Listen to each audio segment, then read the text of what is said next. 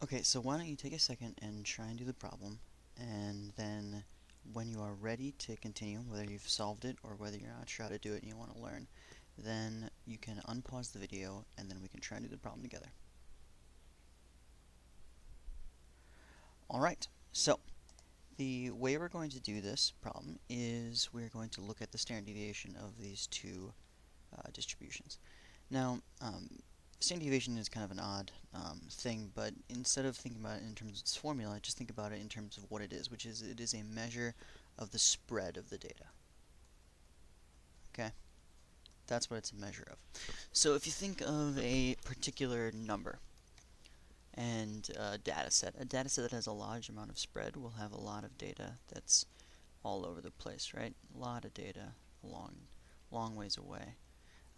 But a data set that has a very small standard deviation will have a lot more numbers closer to the mean, closer to that center point. The more spread out your data is, the higher your standard deviation. The smaller your spread is, the smaller your standard deviation. And we can use that to figure out what the answer is here.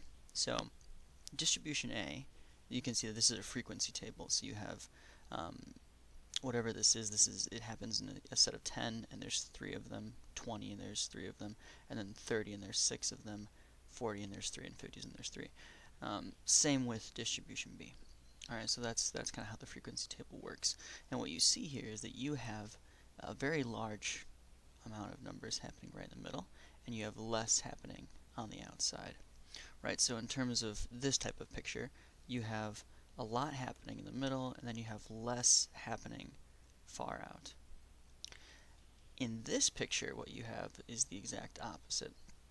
Alright, so in this picture what you have is you have very little happening on the inside and more things happening on the outside.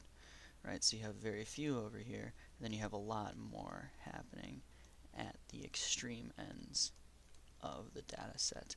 And what that means is this data set is going to be much more spread out than this data set. So that's all you really need to know to answer this problem. You don't need to use any formulas or even worry about calculating anything with the frequency distribution at all. You already know that because distribution B has a lot more at the ends and distribution A has a lot more in the middle, the standard deviation of distribution B is going to be greater than the standard deviation of distribution A.